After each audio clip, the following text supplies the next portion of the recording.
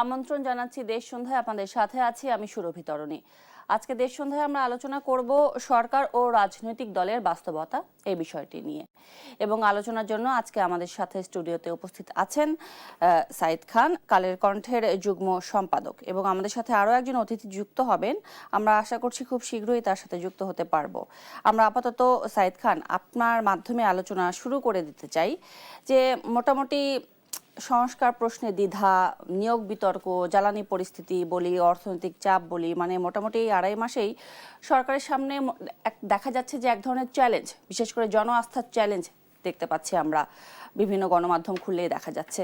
আসলে আপনার কি মনে হয় যে মানুষ, দেশ এবং গণতন্ত্রকে রক্ষা করার যে একটা যুদ্ধ, এই যুদ্ধে আসলে সরকার এবং রাজনৈতিক দলগুলো কতটা ভূমিকা রাখতে পারলো? জি, আপনাকে ধন্যবাদ। এবং দেশ টিভির দর্শক যারা রয়েছেন এবং আমাদের সাথে যিনি যুক্ত হবেন, নুসরাত তাবাসসুম, নবনির্বাচিত নারী সংসদ সদস্য, উনি আমাদের সাথে নেই, ওনাকে অভিনন্দন জানাচ্ছি অনুষ্ঠানের মাধ্যমে।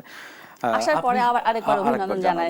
আপনি যে প্রশ্নটি করলেন যে যুদ্ধ, আমি যুদ্ধ শব্দটা দিয়েই আলোচনা করি। আসলে এই ত্রয়োদশ জাতীয় সংসদ নির্বাচনের পর সরকার কিন্তু ডে ওয়ান থেকে একটা যুদ্ধ করছে। এবং আপনার মনে আছে নিশ্চয়ই, তারেক রহমান যদি প্রথম সচিবালয়ে প্রথম দিন, দ্বিতীয় দিন যখন সকালবেলা গুলশানের বাসভবন থেকে বেরোচ্ছিলেন, তখন উনি ওনার অ্যাসোসিয়েটসদের বলছিলেন যে চলেন যুদ্ধে যাই। হ্যাঁ, মনে আছে নিশ্চয়ই। তার মানে আপনার এই প্রশ্ন উনি শুরু থেকে রিয়ালাইজ করছেন যে এটা একটা যুদ্ধ করতে হচ্ছে। দেখুন, একটা জিনিস ধ্বংস করতে সময় লাগে। ধ্বংসস্তূপ থেকে যে ধ্বংসাবশেষ এগুলো এগুলো সরাতে কিন্তু অনেক সময় লাগে। তো সেই জায়গা থেকে আবার সরানোর সময় অনেক সতর্কতাও অবলম্বন করতে হয়। সরানো মানে তো সবটা সরানো না, যেটা আছে সেটাকে রেখে ধ্বংসাবশেষ সরিয়ে নতুন করে এটাকে রিবিল্ড বলতে হবে, রিবিল্ড করতে হচ্ছে অনেক জায়গায়। সেই ক্ষেত্রে সরকারের সফলতা মাত্র, আপনি বললেন 2 মাসের একটু বেশি, আমি 3 মাস ছুঁই বলবো। 17 তারিখ 3 মাস পূর্ণ হবে সরকারের 90 দিন। তার মানে 180 দিনের যে পরিকল্পনা নিয়ে সরকার যাত্রা শুরু করেছিল, তার অর্ধেকটা শেষ করবেন আর কয়েকদিন পরই। সেই জায়গায় আমাদের সবচেয়ে বড় চ্যালেঞ্জ ছিল অর্থনীতি। ছিল না, আছে এখনো। এবং এই ভঙ্গুর অর্থনীতি ঠিক করতে শুধুমাত্র তো টাকা ছাপিয়ে বা টাকা মানুষের হাতে পৌঁছে দিয়ে সমস্যার সমাধান করা যাবে না। এখানে মানি ইনফ্লেশন কিন্তু এখন অলমোস্ট কাগজে কলমে 11%-এর মতো, কিন্তু এটি বাস্তবতা কত সেটা সরকার এখনো প্রকাশ করবার মতো যথেষ্ট সময় হয়নি, যেই কারণে আমরা জানি না। শুধুমাত্র কাগজে এটা 11% বা এর কাছাকাছি আমরা ধরে নিয়ে এগোই। এরপরে আরেকটি দেখুন যে গত 15 বছর যে দুঃশাসন চলেছে, সেখানে কিন্তু ইনভেস্টমেন্ট জিরোর কোঠায় চলে গেছে। রাজনৈতিক স্থিতিশীলতা না থাকবার কারণে বিদেশি বিনিয়োগ কমে গেছে। আমাদের এখানে মেগা প্রকল্পের নামে মেগা লুটপাট হয়েছে। দেখুন, শুধুমাত্র ভালো কালভার্ট, ভালো ব্রিজ, ভালো সড়ক তো আর ডেভেলপমেন্ট না। উন্নয়ন বলতে যে জিনিসটি বোঝায় সেটি হচ্ছে যে মানুষের জীবন মানের উন্নয়ন। ভালো রাস্তা বানালাম, আমার মানে খাদ্য নিরাপত্তা নাই, স্বাস্থ্য নিরাপত্তা নাই, আমার জননিরাপত্তা নাই। তাই ভালো রাস্তার স্বাস্থ্যের প্রসঙ্গ আসলো, তো বিগত আমরা মিজলস নিয়ে আলোচনা করব যেটি আছে। আচ্ছা, আপনি শেষ করুন। তো সেই জায়গায় ধরেন ভালো রাস্তা, ভালো ব্রিজ বানালাম অনেক টাকা খরচ করে, তো রাস্তার পাশে কি ভিক্ষা করব? দ্রুত বাড়িতে গিয়ে কি ভিক্ষা করে খাবো? তা আমার জীবন মানের উন্নয়ন নিয়ে কিন্তু আসলে বিগত সরকারগুলো কাজ করেন। সেই জায়গায় আমাদের এখানে মধ্যবিত্ত শ্রেণী নাই হয়ে গেছে, বিলীন হয়ে গেছে। এক নিম্নবিত্ত আর এক অলিগার্ক শ্রেণী, মাঝখানে যে এই আপনি আমি মধ্যবিত্ত, আমাদের দুইটা সমস্যা। একটা হচ্ছে আমাদের প্রচন্ড লজ্জা, আর দ্বিতীয় হচ্ছে আমাদের প্রচুর স্বপ্ন আমরা পূরণ করতে পারি না, ব্যর্থ হই। সেই ব্যর্থতার গল্প লজ্জায় বলতে পারি না, যেই কারণে আমরা মন্দাগ্নিতে জ্বলি। মধ্যবিত্তের এই জ্বালা আমাদের অর্থনীতিতে যে ভূমিকা রাখবে, এই মধ্যবিত্ত শ্রেণী কর্মহীন হয়ে পড়ে। মধ্যবিত্তের উপরে ভর করে কিন্তু রাজনীতি দাঁড়ায়, এবং রাজনীতি যখন স্থিতিশীল থাকে তখন কিন্তু অর্থনীতি ডেভেলপ করে। সেই বিভিন্ন রাজনৈতিক বিশ্লেষকরা বলছেন বিএনপি যে নির্বাচনের ইশতেহারগুলো দিয়েছিল তা এখনো সেটার বাস্তবায়ন এখনো পুরোপুরি সরকার রূপে, প্রশাসনিক রূপে এবং মাঠ পর্যায়ে দৃশ্যমান হয়নি। ধরুন, পদ্মা সেতু নির্মাণ করতে কয় বছর লেগেছে? 10 বছর লেগেছে। তো যখন নির্মাণ কাজ শুরু হয়েছে, 1 মাসের মধ্যে কি পদ্মা সেতু কেমন হচ্ছে দেখা গেছে? 1 বছরের মধ্যে দেখা গেছে? দৃশ্যমান হতে তো সময় লাগবে। এই ধ্বংসস্তূপ সরিয়ে রিবিল্ড করতে তো সময় লাগবে। সরকারের মাত্র এখনো 3 মাসে আরো 5 দিন বাকি আছে। তো সেই জায়গায় এখনো পর্যন্ত দৃশ্যমান না হওয়াটা খুবই স্বাভাবিক। এরপরে আরেকটা জিনিস যেটা সরকারের সামনে সবচেয়ে বড় চ্যালেঞ্জ সেটি হচ্ছে হনিমুন পিরিয়ড, সেটি আসলে চ্যালেঞ্জ পিরিয়ড হয়ে যাচ্ছে সরকারের জন্য। সবগুলো চ্যালেঞ্জ, দেখুন এই যে মিজেল চলে আসছে, যদিও সরকার কিন্তু এই সময় যেহেতু সরকারের টেনিউরের মধ্যে পড়ে গেছে, সুতরাং এই বিপদগুলো সরকারকে সামাল দিতে হবে, এই চ্যালেঞ্জগুলো সরকারকে সামাল দিতে হচ্ছে। যদিও এই সমস্যাগুলো এই সরকারের সৃষ্টি না, সরকার যাত্রা শুরু করেছে সম্ভাবনা না, অনেকগুলো বিপদ দিয়ে। এখন জন আস্থা তৈরি হবে কখন? যখন দৃশ্যমান ডেভেলপমেন্ট হবে। তো দৃশ্যমান হতে তো সময় লাগবে। সেই জায়গায় আমাদের আরেকটি ব্যর্থতা কি, আমাদের রাজনৈতিক একটি বড় ব্যর্থতা হচ্ছে কি, আমাদের বিগত সময়গুলোতে সংসদে কোনো বিরোধী দল, কার্যত কোনো বিরোধী দল ছিল না। আর এই পার্লামেন্টের সবচেয়ে বড় ব্যর্থতা কি জানেন? দুর্ভাগ্য কি তারেক রহমান সরকারের, তিনি একটা বিরোধী দল পেয়েছেন, কিন্তু তারা আসলে বিরোধী দলের রোলটা কি হওয়া উচিত, সংসদে কেমন ভূমিকা রাখা উচিত, কোন বিষয়টা প্রশ্ন করতে হবে, সরকারকে কোন জায়গায় চাপে রাখতে হবে, এই জিনিসটি তারা আসলে বুঝতে পারছেন না তারা আসলে জানেনই না, সেটি আমার কাছে এই হিসাব নিকাশে তারা ভুল কেন করছে নিশ্চয়ই আমরা জানতে পারবো। ভুল করতে হলেও তো একটা সঠিকটা জানতে হয়। ধরেন আপনি পরীক্ষায় ফেল করবেন, 0 পেয়েও ফেল করা যায়, আবার 30 পেয়েও ফেল করা যায়। তা 0 পেয়ে যে ফেল করে সে তো সাবজেক্টই জানে না। তো বর্তমান পার্লামেন্টে যে বিরোধী দল, সরকারের তো অনেকগুলো দুর্বলতা আছে, সেই জায়গাগুলো নিয়ে আপনারা কথা বলুন। তারা তো সেই জায়গাগুলো অ্যাড্রেস করতে পারছেন না, তারা আছে জুলাইয়ে পড়ে আছে। আচ্ছা, জুলাই সনদ বাস্তবায়ন হলে কি আমার অর্থনৈতিক সংকট কেটে যাবে? জুলাই সনদ বাস্তবায়ন হয়ে গেলে কি আমার এই যে এখন বিনিয়োগ বন্ধাত্তা চলছে, বিনিয়োগে বন্ধাত্তা কেটে যাবে? এটার জন্য প্রয়োজন স্থিতিশীল রাজনৈতিক অবস্থা। দেখুন আমাদের এই বিরোধী দল এবং সরকার দুই পক্ষেরই কমন শত্রু কিন্তু ওত পেতে আছে। আপনি দেখুন না, এই গণমাধ্যম কিন্তু হ্যাজিমনি মুক্ত হয়নি। 5 আগস্ট 2024-কে আমরা গণ অভ্যুত্থান বলি, কিন্তু আসলে কি অভ্যুত্থান হয়েছে? অভ্যুত্থান তো হয়নি, জাস্ট রিজিম চেঞ্জ হয়েছে, আর কিচ্ছু না। দেখুন শুধুমাত্র স্বভাব, চরিত্র এবং মন মানসিকতা সব আগের মতোই রয়ে গেছে, জাস্ট জার্সি বদল হয়েছে। হাসিনা রিজিম থেকে আমরা একটা অন্য জায়গায় চলে আসছি। আমরা এখন যে সময়টা পার করছি, ফ্যাসিজম উইদাউট এ ফ্যাসিস্ট। এখানে যারা রাষ্ট্র শাসন করছে তাদের মধ্যে কেউ ফ্যাসিস্ট না, কিন্তু তারা ওই ফ্যাসিজমের সিস্টেম থেকে বেরোতে পারছে না। কারণটা কি? হ্যাজিমনি রয়ে গেছে। দেখুন কালচারাল হ্যাজিমনি, সেই কালচারাল যে ন্যারেটিভ, আবার ন্যারেটিভ বললে অনেকের শরীর জ্বলে, কিন্তু যে জাতি যত বেশি কালচারালি সাউন্ড, সেই জাতি তত বেশি উন্নত। আমরা উন্নত বিশ্বের দিকে তাকাই, যেমন ধরেন ফ্রান্স বা ব্রিটিশদেরকে আমরা তুলনা করি মাঝে মাঝে, তাদের কালচার কতটা রিচ, আমাদের নিজস্ব কোনো কালচার আছে? সেই পশ্চিমবঙ্গের কালচার বলেন আর ইন্ডিয়ান কালচার বলেন, সেই কালচার রয়ে গেছে। এরপরে ধরেন অ্যাডমিনিস্ট্রেশনের মধ্যে এই গত 2 দিন আগে পুলিশ সপ্তাহে একজন পুলিশ কর্মকর্তার বক্তব্য শুনে আমি থান্ডার্ড হয়ে গেছি। এটা কি পুলিশ না রাজনৈতিক কর্মী? তিনি তার বক্তব্যে বললেন কি, ওনার প্রতি ব্যক্তিগত আক্রমণ না, শ্রদ্ধা রেখে ওনার ওই বক্তব্যের সমালোচনাটুকু করি। দেখেন উনি বলছেন যে গত 17 বছর ধরে অনেক নির্যাতন নিপীড়ন সহ্য করেও জাতীয়তাবাদের সাথে আপোষ করেনি। আপনাকে জাতীয়তাবাদ লালন করতে কে বলছে? আপনি তো পুলিশ হবার কথা, আপনাকে জাতীয়তাবাদ লালন করার জন্য তো বিএনপির মতো একটা বিরাট দল আছে, তারা জাতীয়তাবাদ লালন করবে। তারা মরেছে, তারা পুড়েছে, তারা বাড়ি ছেড়েছে, তারা জেলে পচেছে, হ্যাঁ, হাজার হাজার মামলার আসামি হয়েছে, হ্যাঁ, যত মামলা, এক একজনের বিরুদ্ধে যত মামলা, এতবার মনে হয় মানুষ শ্বশুর বাড়িও বেড়াইতে যায়নি, অনেক নেতা আছে। হ্যাঁ, তো সেই আপনার কি মনে হয় যে উনি আসলে কোন দল দ্বারা প্রভাবিত? না, দল দ্বারা প্রভাবিত না। এই যে দল কানা, দল দাস যে প্রশাসন, সেই সিস্টেমটা তো আমরা বদলাতে পারিনি। আমি বললাম না যে আমরা এক ধরনের ফ্যাসিজমের মধ্যে আছি, উইদাউট এ ফ্যাসিস্ট। এই যে পুলিশ কর্মকর্তার বক্তব্য, এটি রাজনৈতিক দলকে কি তেলবাজি করলো? তার মানে উনি 17 বছর বিএনপি করছে, ওনাকে পুলিশের মধ্যে থেকে বিএনপি করতে কে বলছে? সচিবালয়ে বসে বিএনপি করতে কে বলছে? আপনি সচিবগিরি করেন, আপনি পুলিশগিরি করেন, আপনি বিশ্ববিদ্যালয় শিক্ষকগিরি করেন। আপনাদের এই জাতীয়তাবাদের আদর্শ লালন আপনার দায়িত্ব না। আপনি দেশপ্রেমিক পুলিশ হন, আপনি দেশপ্রেমিক আমলা হন। 24-এর গণ অভ্যুত্থান পরবর্তী বাংলাদেশ তো দেশপ্রেমিক এই আমলা প্রশাসন বা সাংবিধানিক যে প্রতিষ্ঠান, এগুলো তো দেশপ্রেমিক বা বাংলাদেশের হতে চেয়েছে। তো ওনার মতো কর্মকর্তারা যখন এই বক্তব্য দেন, উনি কিন্তু বেশ পদস্থ কর্মকর্তা, আমি ওনাকে ব্যক্তিগতভাবে সমালোচনা করছি না, কিন্তু উনি এটি বুঝে বলেছেন না উনি আবারও পুলিশ বাহিনীতে বেনজির এবং ওই যে আরো আছে না হারুন, এদের মতো জায়গায় উনিও যেতে চাচ্ছেন। ওনার মধ্যেও খায়েশ আছে কিনা যে আমিও একজন বেনজির হব, আমিও একজন হারুন হব, এজন্য তেলবাজি শুরু করব। যদিও মাননীয় প্রধানমন্ত্রী কিন্তু তার বক্তব্যে একটি বার্তা দিয়েছেন যে মানুষ থানায় যায় আশ্রয় পাওয়ার জন্য, আইনি আশ্রয় পাওয়ার জন্য বা ভোগান্তি কমানোর জন্য, থানায় গিয়ে যেন ভোগান্তিটা না বাড়ে। এটা ওনাকে জবাব দিয়েছেন মাননীয় প্রধানমন্ত্রী, ওনার মতো কর্মকর্তাদেরকেই কিন্তু এই বার্তাটি দিয়েছেন যে আপনারা আসলে জনগণের হন, রাষ্ট্রের হন, দলীয় হওয়ার দরকার নাই।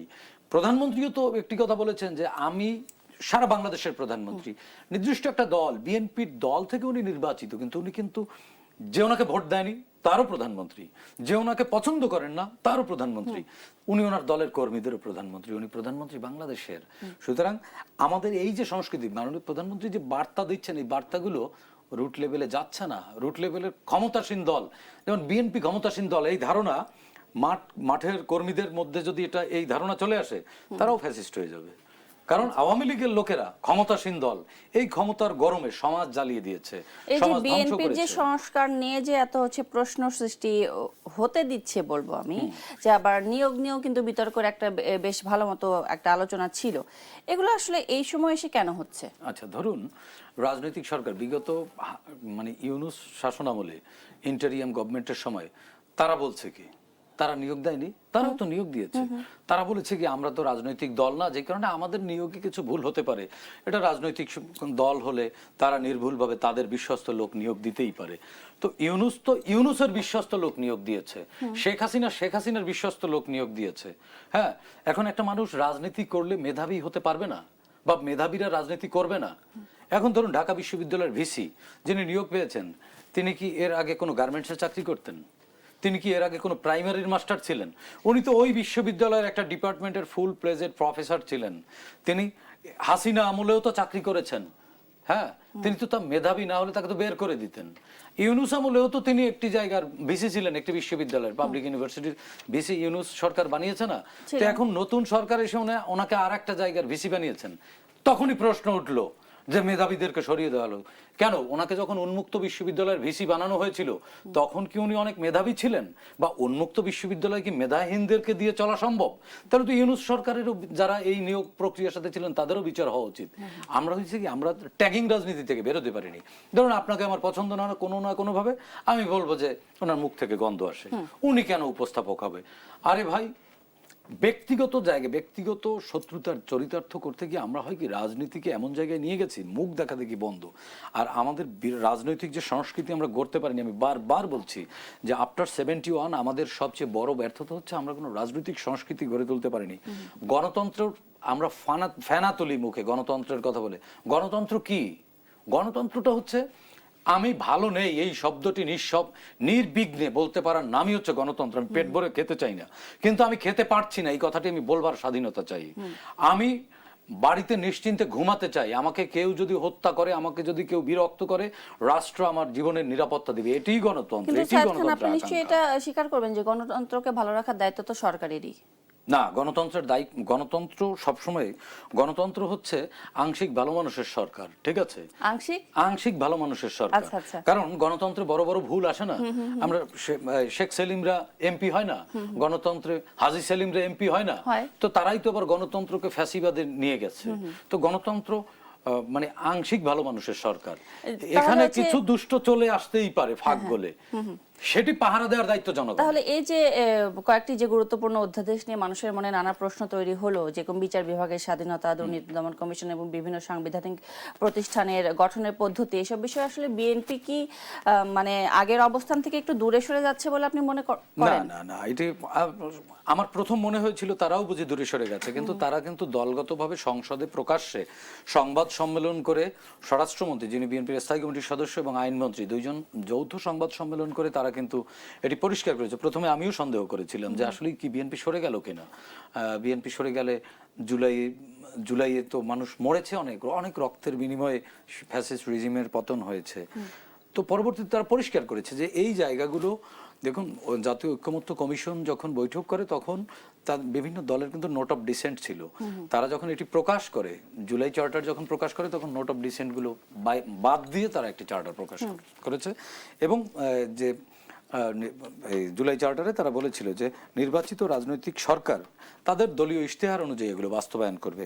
এখন এই সরকার পরিষ্কার করেছে যে এই যে মানে কি বলে এগুলোকে, ওই যে আদেশ বা অধ্যাদেশ, এগুলো এই অধ্যাদেশগুলো তারা অধিকতর যাচাই বাছাই করে আরো সময়োপযোগী করে পরবর্তী অধিবেশনে, পার্লামেন্টের পরবর্তী অধিবেশনে বিল আকারে উত্থাপন করবে। ধরুন 100 কয়টি, 133 বা 34টি, এর মধ্যে তো অধিকাংশ কার্যকর হয়ে গেছে। বাদবাকি যেগুলো নিয়ে ওনাদের বিভিন্ন রাজনৈতিক দলের নোট অফ ডিসেন্ট বা আপত্তি ছিল, সেগুলো যাচাই বাছাই করে তারা পরবর্তী অধিবেশনে এটি বিল আকারে উত্থাপন করবেন। হ্যাঁ, জুলাইয়ের সাথে প্রতারণা করেছে তখনই বলা যাবে যখন বিএনপি মনে করেন সংবিধান সংস্কার করবে না। বিএনপি ধরেন এই যে সাংবিধানিক প্রতিষ্ঠানগুলোতে যেভাবে জন আকাঙ্ক্ষা তৈরি হয়েছে, সেই জায়গাগুলো যখন দলীয় ক্যাডার নিয়োগ দিবে, দলদাস নিয়োগ দিবে, তখন বা এগুলো যখন জনবান্ধব প্রতিষ্ঠান হয়ে গড়ে উঠবে না, তখন বিএনপিকে জুলাই গাদ্দার বলাই যেতে পারে। আমরাও বলবো, আপনিও বলবেন। কিন্তু তার আগ পর্যন্ত শুনুন, ধ্বংসস্তূপ থেকে এই যে ধ্বংসাবশেষ সরাবার জন্য কিছুটা সময় দিতে হবে। হ্যাঁ, এখন আমরা বিএনপির সমালোচনা, বিএনপি না, আমরা সরি, আবারও আমি আমার বক্তব্য প্রত্যাহার, সরকার বলবো, সরকারের আমরা আমি এখনো সমালোচনা করবার সময় হয়েছে বলে আমি মনে করি না। হ্যাঁ, সরকারি অধিকাংশ মুখ নতুন, তাদের ভুল হতে পারে, আমরা তাদেরকে সতর্ক করব, আমরা তাদেরকে বলবো যে আপনারা এই জায়গাগুলোতে একটু সংশোধন করা দরকার। জন আকাঙ্ক্ষার বাস্তবায়নের ক্ষেত্রে যে রাজনৈতিক দলগুলো সমন্বিতভাবে কাজ করতে পারছে কিনা, এটা নিয়ে আমরা আরেকটু আলোচনা করতে চাই। তবে একটি বিরতির পরে আবারও ফিরে আসবো আপনার কাছে। তখন আমরা আশা করছি আমাদের সাথে নুসরাত তাবাসসুম এমপিও উপস্থিত থাকবেন। দর্শক, দেশ সন্ধ্যা থেকে নিচ্ছে একটি বিরতি।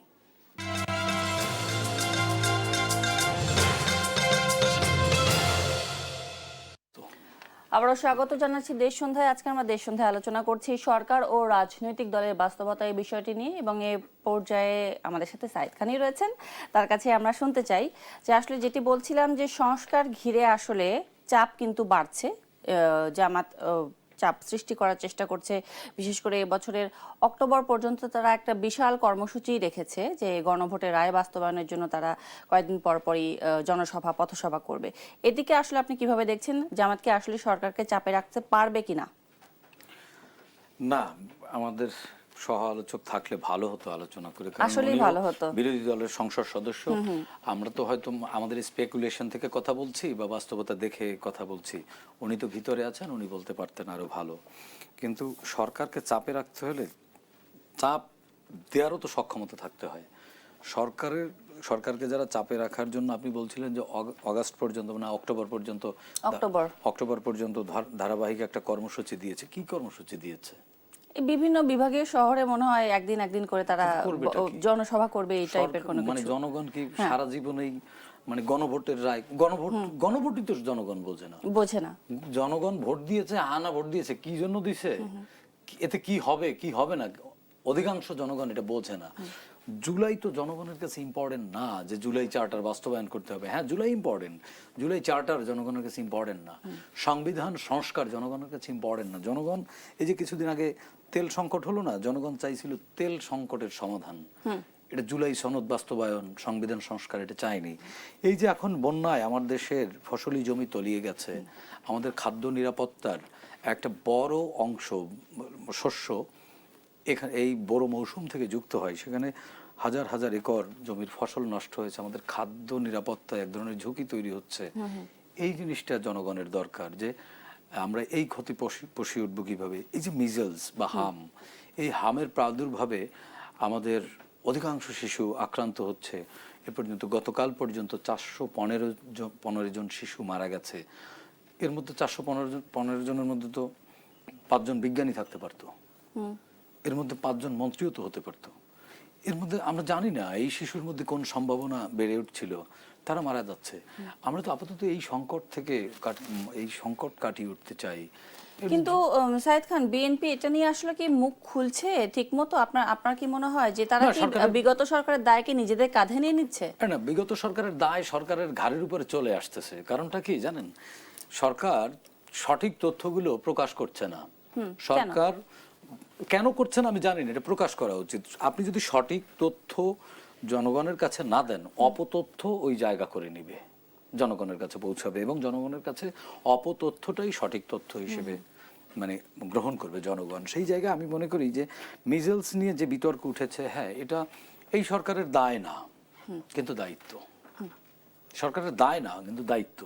আপনি যদি দায়িত্ব কোনটা, যেমন চিকিৎসাটা নিশ্চিত করা আপনার দায়িত্ব, আক্রান্তের সঠিক কারণ প্রকাশ করা আপনার দায়িত্ব, টিকা দেওয়া আপনার দায়িত্ব, ভিটামিন এ ক্যাপসুল খাওয়ানো আপনার দায়িত্ব। কিন্তু বিগত কাদের দায়ে, কাদের অবহেলায় বা কাদের অনিয়মের কারণে এরকম বাস্তবতার মুখোমুখি হয়েছি, সেই নামগুলো, সেই জিনিসগুলো তদন্ত করে তাদের যদি ব্যবস্থা না নেন, তাহলে এই দায়িত্ব যেমনি আপনার, দায়ও আপনার ঘাড়ের উপরে চলে আসবে স্বাভাবিকভাবে চলে আসে। স্বাভাবিকভাবে। কারণ আপনি ধরেন একজন নাগরিক, আপনি জানেনই না যে হাম কেন হচ্ছে বা হাম আমরা কন্ট্রোল করতে পারছি না কেন। এটা হচ্ছে উচ্চ সংক্রমণ ব্যাধির একটি হাম। যেমন হামে আক্রান্ত কিন্তু আমিও হতে পারি। আমাদের কিন্তু ইমিউনিটি সিস্টেমটা স্ট্রং হবার কারণে আমরা ওটা হয়তো ওভারকাম করতে পারি। শিশুদের তো ইমিউনিটি সিস্টেমটা অত স্ট্রং না। আমরা আরেকটু আলোচনা করব, তবে আমাদের সাথে সম্ভবত নুসরাত তাবাসসুম এমপি যুক্ত হতে পারবেন। আমরা একটু বিরতির পরে আপনার কাছে আবারও ফিরে আসতে চাই। দর্শক, দেশ সন্ধ্যা থেকে নিচ্ছি আরেকটি বিরতি, সঙ্গে থাকবেন।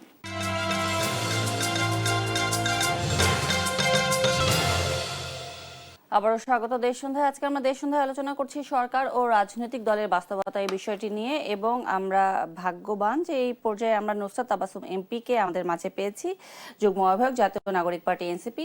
আপনাকে অভিনন্দন, আপনি খুবই সম্প্রতি এমপি নির্বাচিত হয়েছেন। আমি আসবো আপনার কাছে, তবে তার আগে সাইদ খান ওনার বক্তব্যটা আমি একটু শেষ করে নিয়ে আপনার কাছে ফিরতে চাই। যে আপনি হাম নিয়ে বলছিলেন, যে একটু বিস্তারিত।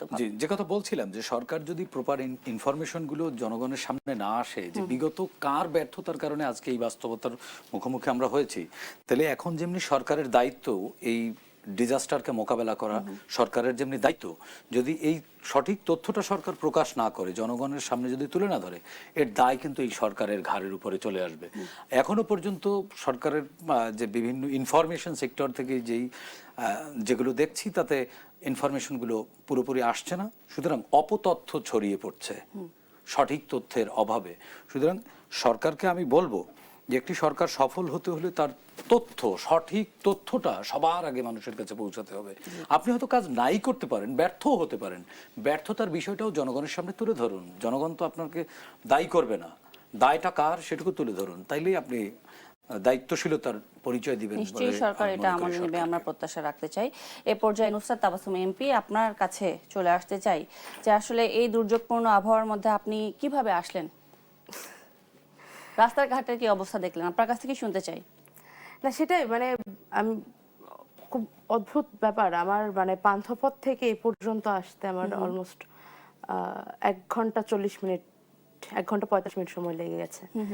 তো এটা তো খুব অদ্ভুত একটা বিষয় যে সেখানে রিক্সাগুলো চলাচল করছে, তাদের তো আরো ঝুঁকিপূর্ণ, এগুলো স্লাইড করতে পারে, পড়ে গিয়ে অ্যাক্সিডেন্ট হতে পারে। আসলে এই সমস্ত অব্যবস্থাপনা নিয়ে কথা তো অনেক বছর ধরেই হচ্ছে, এবং সরাসরি ভুক্তভোগী দেশের সব মানুষ। এখন সমাধানের জন্য আমরা দেখি যে নতুন সরকার কি করে। আমিও আসলে খুব বেশি আগ্রহ নিয়ে তাকিয়ে আছি, দেখতে চাচ্ছি যে কিন্তু বিরোধী দল হিসেবে যারা আছেন তারা আসলে কেমন ভূমিকা রাখতে পারছেন বলে আপনার মনে হয়? বিরোধী দল হিসেবে যারা আছেন তারা তো সংসদে চেষ্টা করছেন, তারা বলছেন। সবচেয়ে বড় কথা সেটা হচ্ছে যে আমরা সরকারকে পর্যাপ্ত সময় দিয়ে সহযোগিতাপূর্ণ বিরোধী দল হতে চাচ্ছি। তার মানে এটা না যে আমরা অপোজিশন হিসেবে কোনো ধরনের কম্প্রোমাইজের মধ্যে দিয়ে যাব, কিন্তু সরকারকে একটি সময় দেওয়া, আমরা আশা রাখি তারা খুব দ্রুত এই ধরনের সমস্যাগুলোর মোকাবিলা করতে পারবে। আর অপোজিশন হিসেবে আমাদের দায়িত্ব জনপ্রতিনিধি হিসেবে জনগণের বক্তব্য, তাদের সাফারিংটা তুলে ধরা। সে কাজটা তো সংসদে চলছে, সামনে আশা করি আমরা আরো ভালো ভূমিকা রাখতে পারবো। কিন্তু আজকে আপনি যে সাফারিংস এর মধ্যে দিয়ে আমাদের এই অফিসে এসে উপস্থিত হলেন, আপনার কি মনে হয় যে আসলে কোন কোন দিক নিয়ে আপনারা নিজেরা কাজ করতে পারবেন, এনসিপি কিংবা হচ্ছে জামায়াত সহ 11 দলীয় জোট? দেখুন, সর্বপ্রথম যেটা বলতে পারি যে এই অঞ্চলে মানে বিশেষ করে ঢাকা সিটি এবং ঢাকা, চট্টগ্রাম, খুলনা বা বড় সিটি যেগুলো রয়েছে, সিটি কর্পোরেশন, এগুলোতে আমরা দেখছি যে মোটামুটি অপোজিশনের কিছু লিডার্সরাও যেমন এখানে এমপি রয়েছেন কিছু আসনে, সরকার দলীয় কিছু এমপিও রয়েছে। আমার মনে হয় যে তাদের আসলে একটু মানে দলীয় ভেদাভেদটা ভুলে গিয়ে একটু এখানে একটা মোটামুটি একটা সংসদীয় একটা ফোরাম তৈরি করে এই বিষয়গুলো নিয়ে কাজ করা উচিত। কারণ সিটি কর্পোরেশনে বিশেষ করে এই যে জলাবদ্ধতা, একটু বৃষ্টি হলেই রাস্তা ডুবে যাচ্ছে। এখানে বাচ্চাদের চলাচল করা, এই আজকে বৃষ্টি শুরু হয়েছে মোটামুটি 3:30 4টার দিক থেকে, স্কুল শেষে বাচ্চাদের ফেরার সময়, অফিস ফেরতা মানুষের ফেরার সময়। তো এইগুলোতে তো আসলে বড় ধরনের ঝুঁকি তৈরি হচ্ছে জনজীবনে। আমার মনে হয় এখানে আসলে একটু ইফেক্টিভ কিছু কাজের জন্য কিছু ফোরাম তৈরি করে কে কতটা দেখাতে পারলো, এটা বাইরে গিয়ে বের হয়ে গিয়ে একটু যার আসন সে আসনের এমপিদের আর একটু সিরিয়াস হওয়া উচিত। যেরকম হচ্ছে আমরা নুসরাত তাবাসসুমকে যেভাবে চিনতাম, যে বিশ্ববিদ্যালয় জীবনে 7 কলেজের অধিভুক্তি আন্দোলনে আপনি ছিলেন অন্যতম একজন, তারপর আবরার ফাহাদ হত্যা ও ভারতীয় আগ্রাসনের বিরুদ্ধেও আন্দোলনে আপনি বেশ অন্যতম ছিলেন, এবং 2018-তে যে নিরাপদ সড়ক আন্দোলন হলো সেখানেও আপনি বেশ ভালো একটি ভূমিকা পালন করেছেন। এখন আপনি এমপি হয়ে গেছেন, এখন আসলে আমরা আপনার সেই ক্যারিশমাটা দেখতে পারবো কিনা? না, দেখুন, ক্যারিশমা তো আলাদা করে কিছু নেই, বিষয়টা হচ্ছে জনস্বার্থের পক্ষে দাঁড়ানো।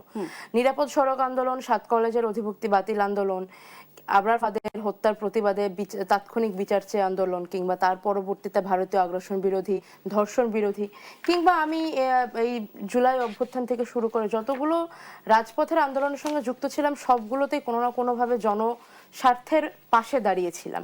তো এটাতে আসলে আলাদা করে কারিশমা টাইপের কিছু নেই। জনস্বার্থের পক্ষে দাঁড়ালেই আমার মনে হয় যে সেটা যথেষ্ট, এবং আমি জনস্বার্থের পক্ষে ছিলাম। আমি আসলেই দেশবাসীর কাছে দোয়া চাই যেন ভবিষ্যতে কোনোদিনই জনস্বার্থ ছেড়ে অন্য কোনো পক্ষপাতিত্ব করা না লাগে। জি, নিশ্চয়ই। তাবাসসুমকে আমিও দেখেছি, আপনার মতো আমিও দেখেছি অনেক আন্দোলনের সামনে থেকে। তাকে অনেক সময় মনেই হতো না যে সে নারী না পুরুষ, তাকে মনেই হতো যে সে এক টুকরো অগ্নিকুণ্ড। হ্যাঁ, সেই বিদ্রোহী ছিলেন, এবং তার মধ্যে অভিমানও ছিল। তিনি অভিমান করে একটা সময় রাজনীতি থেকে কিছুদিনের জন্য একলা হয়ে গিয়েছিলেন। হ্যাঁ, বললেন না যে আপোষ করেননি, কিন্তু আপোষ করেই উনি আবারও ফিরেছেন। ওনার যে সেই পূর্বের চেহারা, ওনার মধ্যে যে ইন্টিগ্রিটি, সেটাই আমি বললাম যে ক্যারিশমাটা আমরা দেখতে পারবো কিনা, বা যে কারিশমা আমরা এটা প্রত্যাশা আলোচিত হয়ে যাচ্ছে সাইদ ভাই। বিষয়টা হচ্ছে আমি 15 দিনের জন্য নিষ্ক্রিয় ছিলাম। একটু শেষ করি, আপনার প্রতি সম্মান রেখেই বলছি মাননীয় সাংসদ। সেটি হচ্ছে যে আমরা যে তেজ দেখেছিলাম, আমরা মনে করেছিলাম যে এটা আরেকটা বারুদ আসছে, এখানেই পরিবর্তন হবে, কিন্তু দেখলাম আপোষ করে সেই 71-এর পরাজিত শক্তির মানে কোটায় নুসরাত তাবাসসুমরা এমপি হবে, এটা আমরা প্রত্যাশা করি না। জুলাইয়ে আমিও একজন জেল খাটা মানুষ। এই জুলাইয়ের হাসিনা পতনের পরের দিন আমার জেল থেকে বেরোতে হয়েছে, হ্যান্ডকাপের দাগ এখনো যায়নি, কেটে গিয়েছে। এই তাবাসসুমরা আপোষ করবে, এটা আমাদের জন্য কষ্টের, লজ্জা না হয় না। এবং তাবাসসুমও কিন্তু হচ্ছে 2018 সালে ক্ষমতাসীন ছাত্র সংগঠনের প্রতিবাদ করতে গিয়ে নির্যাতনের শিকার হয়েছেন। আমি তো তার প্রতি বললাম যে এই তাবাসসুম পারে না এটা করতে, এই তাবাসসুম আপোষ করতে পারে না, কারণ এই তাবাসসুম ছিল অগ্নিকুণ্ড ছিল। এই তাবাসসুমকে ফুঁসে উঠতে দেখেছি। আপনি বলছেন না 18 কোটা বিরোধী আন্দোলন, ভেরি ডিস্টার্বিং। এখানে স্লটে বাইরে কথা বলতে না দিলে তো প্রবলেমে দাঁড়াবে মনে হয়। তো সেই জায়গায় 71-এর পরাজিত শক্তির সাথে আমি কন্টিনিউ করতে পারবো না। নুসরাত তাবাসসুম এমপি, আপনি এবার বলুন প্লিজ। প্রথমত, আমি 15 দিনের জন্য নিষ্ক্রিয় ছিলাম দলীয় কার্যক্রম থেকে, রাজনীতি থেকে আমি একদিনের জন্য নিষ্ক্রিয় থাকিনি। আর 71 বিরোধী দলের সঙ্গে আপোষের কথা যদি বলেন, তাহলে বর্তমান সরকার দল, ইতিপূর্বের সরকার দল এবং তারও আগে বাংলাদেশের সামরিক শাসনামল থেকে শুরু করে প্রত্যেকটি দলই এমন কোন দল ছিল না যারা রাজনৈতিক জোটে যায়নি। সেখানে এনসিপি নির্বাচনকালীন একটি জোটের মধ্যে রয়েছে, সেখানে আমি আপোষ করে সেটি তারা গেছে বলেই তো আমরা নতুন চেয়েছিলাম। না না প্লিজ আপনি কন্টিনিউ করুন প্লিজ। নুসরাত তাবাসসুম আপনি আপনার এভাবে বক্তব্য হয় না। শেষ করুন প্লিজ। এভাবে হয় না, প্লিজ। It's very embarrassing. আমি অনুরোধ করছি আপনি আপনার বক্তব্য শেষ করে যান প্লিজ। It's very embarrassing. না সিরিয়াসলি না, টকের মধ্যে এরকম হতেই পারে, তর্ক বিতর্ক চলতেই পারে, আপনি প্লিজ আপনার বক্তব্য শেষ করে যান। কিন্তু আপনি কথাই বলতে দিচ্ছেন না, সেক্ষেত্রে বলতে পারতেন যে আপনি আপনি অনেকটা লেট করে এসেছেন, আপনার এখানে পরে কখনো জয়েন করতেন। আচ্ছা ঠিক আছে, it's very embarrassing, it's very unprofessional. না আপনি প্লিজ আপনার বক্তব্য শেষ করুন, তারপরে আপনি যাবেন প্লিজ। আপনি শেষ করুন, আমরা আপনাকে একদম সময় দিয়ে দিলাম। বলুন, আপনি বলেন। আমার মনে হয় না আজকের টকশোর টপিকটা নুসরাত তাবাসসুম কেন এনসিপি তে ফেরত আসলো সেটা। যদি সেটা হয় সেক্ষেত্রে আমি 1 ঘন্টা আলাপ করতে রাজি আছি। আচ্ছা স্যার ভাই ওনাকে একটু ওনার কাছে একটু শুনে নেই। জি বলুন, কি বলবো? আপনি যেটা বলতে চাচ্ছিলেন সেটা বলুন, আপনার বক্তব্য শেষ করুন। আমার বক্তব্য জলাবদ্ধতা নিয়ে জিজ্ঞেস করেছেন, আমি তো সেটা বলেছি। না আপনি সাইদ ভাইয়ের কথার জবাব দিচ্ছিলেন যে আমরা যে ইন্ট্রা পার্টি স্ট্রাগল হিসেবে আমি 15 দিন দলীয় কার্যক্রম থেকে নিষ্ক্রিয় ছিলাম, এবং তারপরে আমি কেন কিভাবে কোন পরিপ্রেক্ষিতে দলীয় কার্যক্রমে ফেরত এসেছি সেটা 13ই জানুয়ারি আমি প্রকাশ করেছি, এবং তারপর থেকে আমি আমার দলীয় কার্যক্রমের সাথে সংযুক্ত আছি, সক্রিয়ভাবে সংযুক্ত আছি। আর 11 দলীয় জোট নিয়ে আমার যে নিষ্ক্রিয় থাকা বা আমার যে জবাবদিহিতা করা, আমি কোন প্রেক্ষিতে নিষ্ক্রিয় হলাম, কোন প্রেক্ষিতে সক্রিয় হলাম, সেটা একান্তই আমার দলীয় ফোরামের ভেতরের বক্তব্য। রাজনীতি থেকে, জাতীয় রাজনীতি থেকে আমি যোগ দেওয়ার পর থেকে একদিনের জন্য কখনো বিরত থাকিনি। আর এই যদি বক্তব্য থাকে জামাত ইসলামের সাথে জোট করার বিষয়টাতে, এটা 11 দলীয় জোট, এখানে আরো 9টি দল রয়েছে এনসিপি এবং জামাত ব্যতীত। এই 11 দলীয় জোটের মধ্যে যদি জামাত ইসলামীকে নিয়ে ইস্যু হয়ে থাকে, জামাত ইসলামীর সঙ্গে রাজনৈতিক জোট করে ক্ষমতায় যাওয়ার ইতিহাস বাংলাদেশের অলমোস্ট প্রত্যেকটি বড় বড় রাজনৈতিক দলের রয়েছে। সেখানে এনসিপি শুধুমাত্র একটি নির্বাচনী জোটে রয়েছে, এবং সংসদের যদি সংসদীয় ভূমিকা আমরা এখানে দেখতে চাই, তাহলে 11 দলীয় জোটের যতজন এমপি তারা প্রত্যেকেই নিজ নিজ দলীয় এজেন্ডা নিয়েই সেখানে কথা বলে, নিজ নিজ দলীয় ইশতেহার নিয়েই সেখানে কথা বলে। আমি মনে করি না এখানে প্রভাবিত হওয়ার কিংবা পকেটগ্রস্ত হয়ে যাওয়ার মতো কোনো বিষয় এখন পর্যন্ত জনগণ দেখতে পাচ্ছে। যদি জনগণের এমন আশঙ্কা থাকতো, তাহলে বর্তমানে এই জোট প্রধান বিরোধী জোট হিসেবে সংসদে থাকতো না। জি, তাহলে কি হচ্ছে, জামাত সহ 11 দলীয় জোট বা এনসিপির কথা যদি আমরা বলি, তাহলে মানুষ, দেশ এবং গণতন্ত্রকে রক্ষা করার যুদ্ধ নিয়ে যে আপনারা নেমেছিলেন রাজনীতির মাঠে, সেখানে আপনারা আসলে কেমন ভূমিকা রাখতে পারলেন বলে আপনি মনে করেন? আমরা কেমন ভূমিকা রাখতে পারলাম সেটার প্রমাণ আমাদের সাংসদরা প্রতিনিয়ত সংসদে দিয়ে যাচ্ছে। প্রত্যেকটা বিষয় নিয়ে প্রশ্ন করা একটি শক্তিশালী অপোজিশনের যে দায়িত্ব, অত্যন্ত সুচারুভাবে সেই দায়িত্বগুলো সংসদে পালিত হচ্ছে। গণতন্ত্রের কথা যদি বলি, গণতন্ত্রের একদম শুরুর বক্তব্যটা হচ্ছে জনগণের সিদ্ধান্তে দেশ চলা, জনগণের সিদ্ধান্তের মাধ্যমে বৈধতা উৎপাদন। জনগণ যদি ভোটের মাধ্যমে বৈধতা দিয়ে থাকে, যেই ভোটে বর্তমানে সরকার সেই একই ভোটে বর্তমানে বিরোধী দল কিন্তু বিরোধী দল হয়ে এসেছে।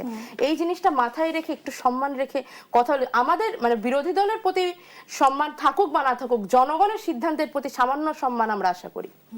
আর এই 2.5 মাসে আসলে সরকার কেমন করলো বলে আপনি মনে করেন, যেহেতু আপনি সরকারের একটি অংশ হয়ে গেছেন? ঠিক 2.5 মাস বয়সে একটি সরকারের মতো আচরণ করেছে, কিন্তু আমরা আসলে এর চাইতে আর একটু বেশি আশা করছিলাম, কারণ এই সরকারের ইতিপূর্বে 3 বার দেশ চালানোর অভিজ্ঞতা রয়েছে। এই ব্যক্তিগুলো পুরো আওয়ামী পিরিয়ডটাতে স্বৈরাচারীরা স্বৈরাচারী সরকার কি করে গিয়েছে দেশের সাথে, সবকিছুই তারা কন্টিনিউয়াসলি দেখেছে, দেখতে পেরেছে। তারা জানে দেশের কোন জায়গাটা বেশি আহত, কোন জায়গাটা কম আহত, কোথায় বেশি মনোযোগ প্রয়োজন, কোথায় কিছুদিন পরে ফোকাস করলেও চলবে।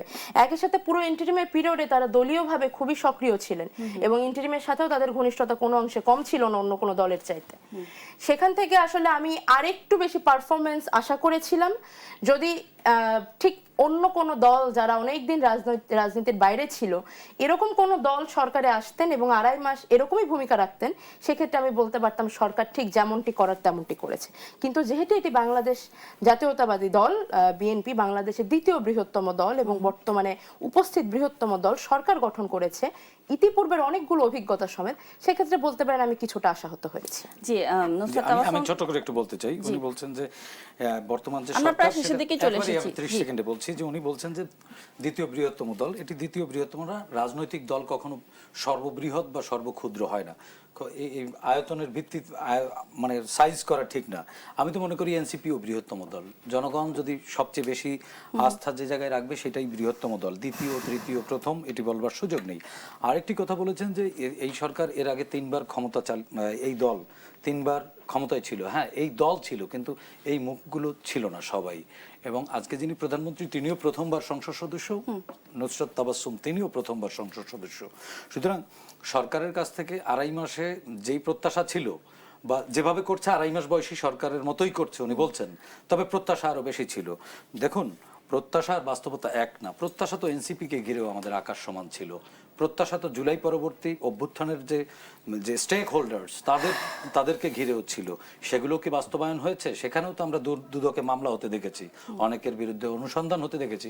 হয়তো তারা নির্দোষ প্রমাণিত হয়েছে, অভিযোগ উঠবে কেন? এত রক্তক্ষয়ের পরে অভিযোগ উঠবে কেন? মানুষ অভিমান করে তার উপরে যাকে সবচেয়ে বেশি ভালোবাসে। আজকে এনসিপি কেন এনসিপির সমালোচনা হচ্ছে?